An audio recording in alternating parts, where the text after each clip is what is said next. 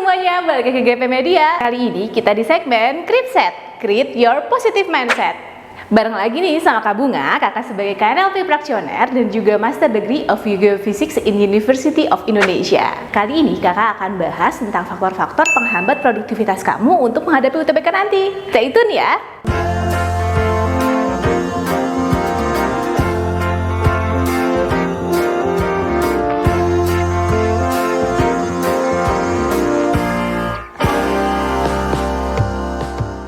Faktor yang paling pertama ini adalah kalian yang kondisinya itu kurang tidur. Waduh.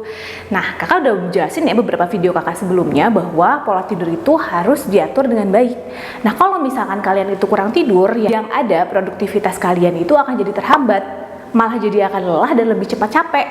Kalau misalkan tidurnya cuma sebentar, itu akan mempengaruhi juga dong kondisi fisik kalian. Faktor yang berikutnya adalah faktor kalian itu tidak punya prioritas. Nah, saking banyaknya pekerjaan atau mungkin saking banyaknya hal yang numpuk gitu, banyak banget yang harus kalian lakukan untuk belajar atau segala macamnya, sampai-sampai kalian itu tuh tidak punya prioritas, tidak punya target yang jelas dari prioritas yang kalian pengenin.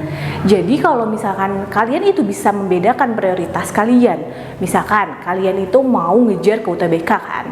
Nah, prioritaskan untuk mengerjakan beberapa soal yang memang ditargetkan untuk bisa lolos di jurusan yang kalian mau. Prioritas itu juga mempengaruhi bagaimana dan pola belajar kalian agar bisa lolos. Jangan sampai kalian itu tidak memperdulikan prioritas kalian sampai kayak udah berleha-leha dengan ya udah SNM nih Kak, udah masuk eligible, tapi ya udah aku nggak akan mau prioritasin lagi untuk UTBK, aku prioritasin dulu untuk SNM. Tapi kalau misalkan ternyata kalian itu misalkan nih ya, kan kita nggak ada yang tahu kalau misalkan nanti SNMPTN kalian itu lolos atau enggak. Nah, apa salahnya juga kalau kalian itu bisa memprioritaskan juga untuk belajar UTBK sembari kalian itu menunggu jadwal atau misalkan waktu yang tepat pada saat nanti pengumuman SNMPTN. Itu kalian harus gunakan prioritas yang tepat ya. Yang berikutnya adalah faktor yang suka menunda pekerjaan. Nah, kalian itu memang udah saat-saatnya lagi suntuk sampai ya udahlah aku mau nunda-nunda pekerjaan aku untuk, atau misalkan kamu nunda-nunda untuk latihan soal.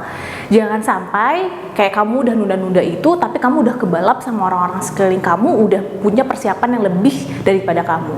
Jangan sampai kamu kayak gitu, karena kalau misalkan kamu udah menunda, artinya kalau kamu udah menunda itu kamu akan bikin pekerjaan kamu itu semakin dikejar oleh waktu, yang sampai-sampai akhirnya kamu tuh jadi terbelakang. Teman-teman kamu itu maju ke depan, kamu jadi menunda, kamu jadi telat.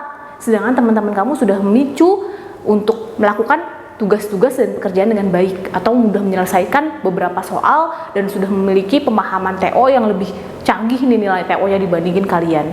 Jangan sampai ya kayak gitu. Jadi pada saat kalian udah mulai menunda pekerjaan, kalian harus ingat target dan tujuan kalian agar kalian itu bisa fokus untuk bisa lolos UTBK. Ini juga nih yang jadi faktor yang berikutnya. Kalau misalkan kalian itu jadi menunda pekerjaan, kalian itu biasanya main sosmed ya. Nah, jangan sampai kalian itu main sosmed sampai lupa waktu. Beberapa ada murid-murid kakak di sini yang bahkan install loh sosmed mereka khusus untuk belajar UTBK. Itu jangan sampai ke distraction sama sosmed. Kayak misalkan belajar tapi diposting gitu belajarnya.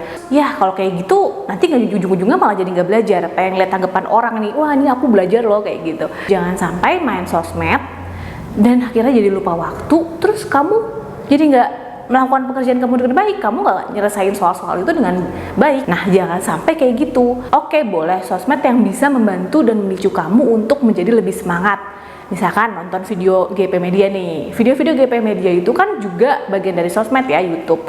Tapi selama kalian itu nonton video-video ini, kalian juga akan jadi lebih semangat kan? Kalian juga akan lebih terpicu untuk membentuk dan membangun diri kamu untuk hasil yang lebih baik. Nah, kalau kayak gitu nggak apa-apa. Tapi kalau misalkan sosmednya itu ke distraction, yang seharusnya kamu itu belajar, tapi kamu malah ke distraction dan akhirnya kamu malah pengen Instagramnya doi atau kepoin orang. Ayo, hati-hati ya kalau kayak gitu.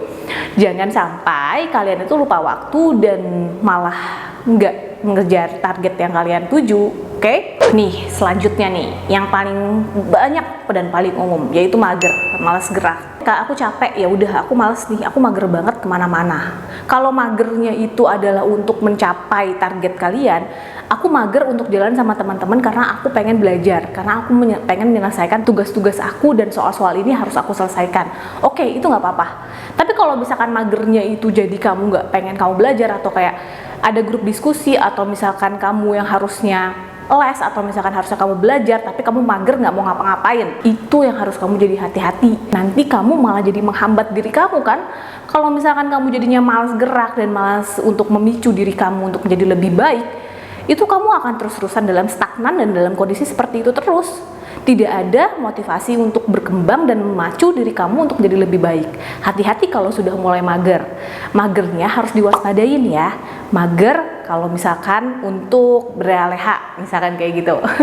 Tapi berleha sama aja kayaknya mager juga. Maksudnya dan intinya adalah kalau misalkan kalian itu mager untuk melakukan hal-hal yang tidak berguna, oke, tidak apa-apa. Tapi kalau misalkan magernya itu adalah melakukan untuk sesuatu hal yang lebih baik, itu yang harus diwaspadai. Paham ya maksud kakak? Yang berikutnya nih, paling banyak juga yang terjadi di murid-murid kakak, overthinking. Duh, nanti abis ini aku sebenarnya keterima gak sih? Abis ini gimana ya? Aku jurusan yang ini aku lebih suka atau enggak? Kayaknya aku gak suka deh sama jurusan yang ini, tapi aku pilih yang ini aja.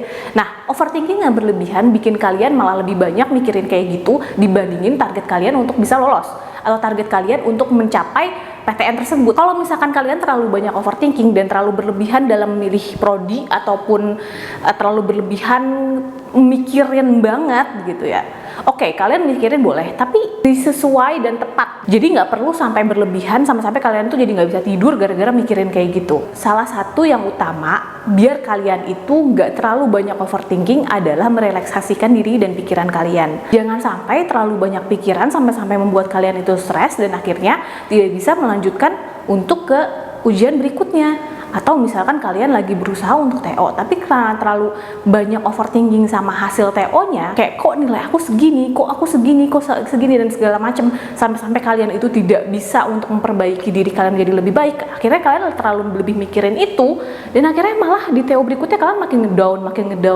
ngedown nilainya. Jangan sampai kayak gitu. Pada saat kalian itu udah mulai overthinking, jadikan itu sebagai pemicu kalian untuk menjadi semangat, berpikir untuk menjadi suatu hal yang tepat dalam mencapai target dan kehidupan kalian. Jadi jangan sampai overthinking yang berlebihan sampai membuat diri kalian itu stres dan bikin diri kalian jadi down. Jadikan overthinking yang tepat dan sesuai. Fokus pada target dan tahu apa yang memang tujuan kalian hadapin.